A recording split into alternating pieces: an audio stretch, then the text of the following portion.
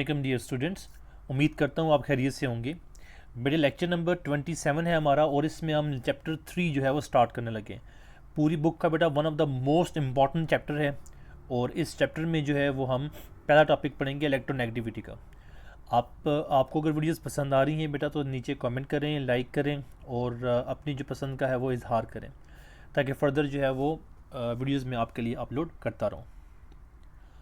अच्छा बेटा, लेक्चर का पैटर्न वही है जो चैप्टर नंबर 2 में हमने फॉलो किया था कि इन डेप्थ एक एक चीज़ जो है वो मैं आपको एक्सप्लेन करूँगा। जहाँ पे ज़रूरत है किसी पिक्चर को दिखाने की या कोई एनालॉजी प्रेजेंट करने की वो मैं आपको एक्सप्लेन करूँगा।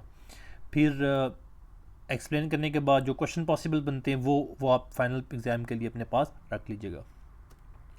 और बेटा इलेक्ट्रोनेगेटिविटी क्या है, बेसिकली डेफिनेशन की बात करें, the power of covalently bonded atom.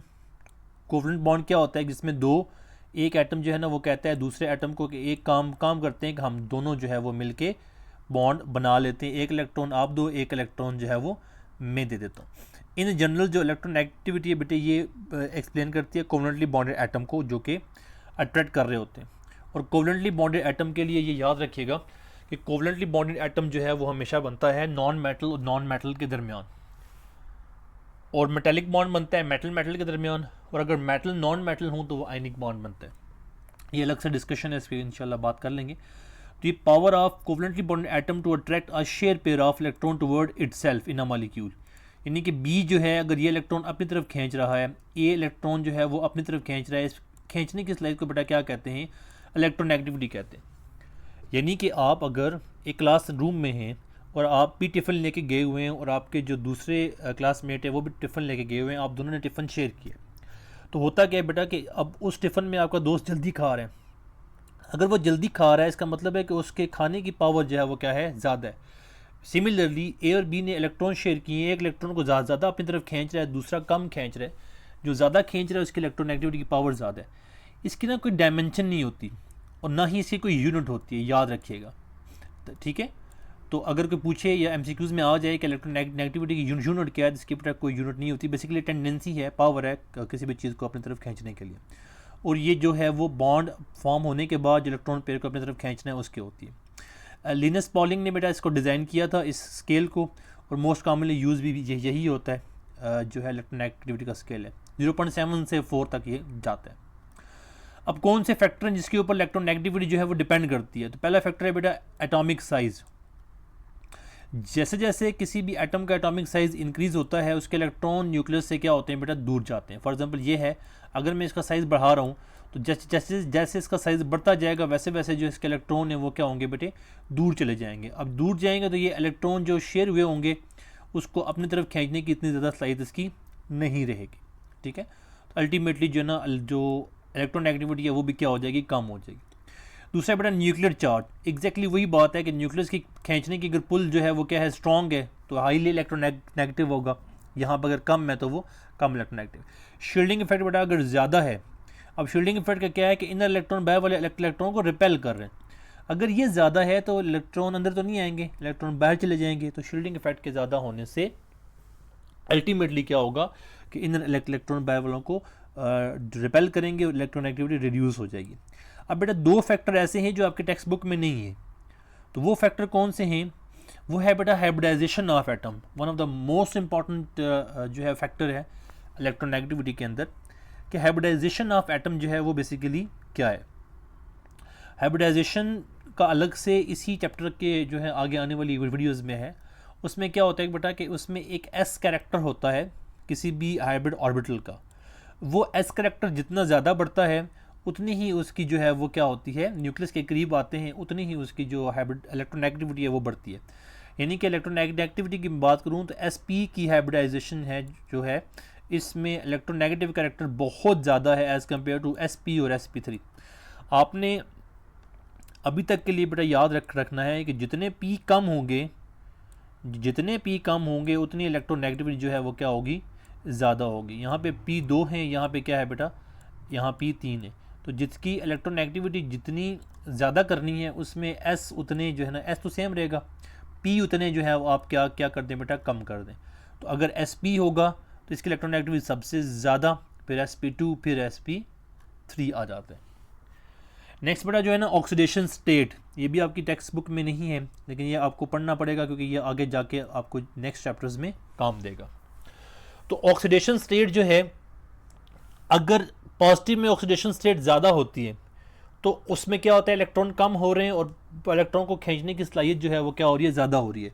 यानी कि Fe3 पॉजिटिव है, हायर ऑक्सीडेशन स्टेट होगी बेटे, पॉजिटिव ऑक्सीडेशन स्टेट, उतनी ही वो हाईली इलेक्ट्रोनेगेटिव एटम हो जाएगा। अब पीरियोडिक टेबल के अंदर ये जो वैल्यूज़ दी हुई हैं बेटा, ये पूरे पॉलिंग स्केल की वैल्यू हैं जो गिवन पीरियोडिक टेबल के अंदर जो भी एलिमेंट्स हैं, जो स्टेबल एलिमेंट्स हैं, सबके इलेक्ट्रोनेगेटिविटी की वैल्यू दी हुई है। और सबसे इंटरेस्टिंग बात यहाँ पे बेटा, अगर आपको याद करना है ना पहले एलिमेंट की, वो तो हाइड्रोजन है, वो तो 2.1 आपको आ जाएगी सिंपल। लेकिन lithium, beryllium, boron, carbon, nitrogen, oxygen, fluorine, ये याद रखें शुरू होते हैं 1 से और 0.5 के डिफरेंस से इनकी वैल्यू जो है वो आ रही है। यानी कि इनकी वैल्यू जो बेटा वो क्या हो रही है, 0.5 के डिफरेंस से आ रही है। कुछ टेक्स्ट बुक में बेरिलियम का 0.6 भी लिखा होता है, मैक्सिमम जगह पे वो आपका 1.5 ही होता है।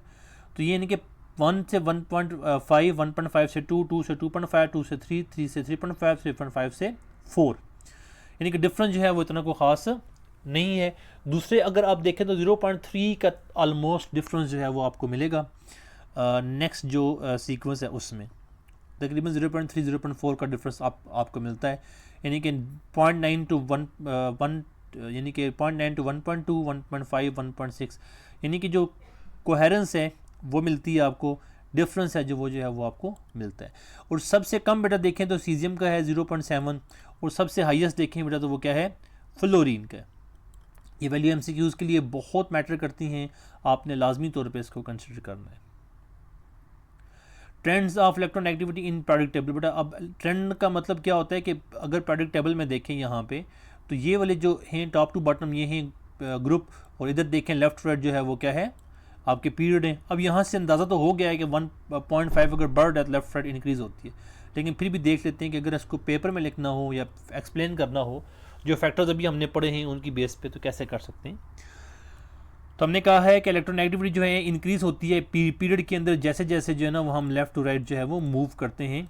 तो लेफ़्ट राइट मूव करने से क्या होता है कि इलेक्ट्रोनेगेटिविटी बेटा इंक्रीज़ करती है। अब इंक्रीज़ क्यों करती है, क्योंकि हमने कहा है कि लेफ़्ट टू राइट जैसे ही मूव करते हैं तो नंबर ऑफ़ इलेक्ट्रॉन जो हैं वो बढ़ते हैं, साइज़ जो है उसका कम होता है, न्यूक्लियर चार्ज जो है वो भी बढ़ता है, और जो शील्डिंग इफेक्ट है इनर इलेक्ट्रॉन है वो रहता है सेम। शील्डिंग इफेक्ट के अंदर कोई ख़ास चेंज नहीं आता। एटॉमिक साइज़ डिक्रीज़ होता है जिसकी वजह से जो अट्रैक्ट करने की पावर है वो क्या होती है, इंक्रीज़ होती है। साइज़ कम, पावर ज़्यादा होती है। तो थर्ड पीरियड के अंदर हम बात करें तो सोडियम से जो क्लोरीन तक है वो क्या हो रही है, इलेक्ट्रोनेगेटिविटी इंक्रीज़ हो रही है। यहाँ पे जो हमने अभी एक्सप्लेन किया है कि sodium, magnesium, aluminium, silicon, phosphorus, sulphur, chlorine. अब नेक्स्ट बेटा क्या है कि ग्रुप में अगर आप देखें तो ग्रुप की वैल्यूज़ अगर आप कंपेयर करें तो ग्रुप में वैल्यू क्या हो रही है, कम हो रही है। इलेक्ट्रोनेगेटिविटी की वैल्यू ग्रुप में थोड़ी सी कम हो रही है, और उसमें क्या है कि जनरली ये क्या करती है, इलेक्ट्रोनेगेटिविटी की वैल्यू ग्रुप में डिक्रीज़ करती है। फैक्टर्स वही हैं बेटे जो हमने पहले पढ़े हुए हैं कि एडिशनल जो शेल आता है इसमें इफेक्ट, शील्डिंग इफेक्ट भी इंक्रीज़ होता है और साइज ऑफ एटम भी इंक्रीज़ होता है। रिजल्टेंटली क्या होता है, जो इलेक्ट्रोनेगेटिविटी है किसी भी एटम की वो बढ़ जाती है। नेक्स्ट बेटा जो है इसके रेलेवेंट जो क्वेश्चंस हैं वो क्या हो सकते हैं, तो पहले सिंपल शॉर्ट क्वेश्चन आ सकता है आपको, वो एग्जामिनर पूछ सकता है कि इलेक्ट्रोनेगेटिविटी के बारे में बताएं जी, क्या जानते हैं आप। सिंपल आपने इसकी डेफिनेशन लिख देनी है, जो 3 पॉइंट मैंने बताए हैं वो आपने लिख देने हैं। फिर बेटा फैक्टर कौन कौन से हैं, तो फैक्टर के बारे में आपने कोई से भी 3 फैक्टर लिखें। तो कोशिश करें जो पहले 3 फैक्टर मैंने आपको बताए हैं जो आपके टेक्स्ट बुक से अलाइन कर रहे हैं वो पहले लिखें। अगर एडिशनल लिखने हैं तो फिर वो हाइब्रिडाइजेशन वाला आप लिख सकते हैं, ऑक्सीडेशन स्टेट वाला। नेक्स्ट बेटा जो है वो डिस्कस द प्रोडक्ट ट्रेंड, ये हो सकता है इस तरह के मिला के वो लॉन्ग क्वेश्चन में भी आपको दे दे। तो प्रोडक्ट ट्रेंड जो है वो आपने एक्सप्लेन करने हैं, तो इस तरह आपने इसको डिस्कस कर लेना है। कि दफ़ा वो आपसे एक्सप्लेनेशन नहीं मांग रहा होता तो आपने सिंपल एक्सप्लेन करने की दफ़ा एक्सप्लेनेशन मांग रहा होता है तो वो आपने देखना होता है कि वो डिस्कस कह रहा है या फिर स्टेट कह रहा है या फिर क्या कह रहा है। ये टर्मिनोलॉजी मैं आपको बता दूंगा। तो ये था जी हमारा आज का लेक्चर। तो मज़ीद लेक्चर के लिए बेटे हमारे चैनल को सब्सक्राइब करें ताकि आपको बर वक्त नोटिफिकेशन मिल जाए। लाइक करें और नीचे अगर आपको समझ गई तो कमेंट करें। मज़ीद दोस्तों से शेयर करें ताकि आपको आपके दोस्तों को भी ये चीज़ें मिल जाए।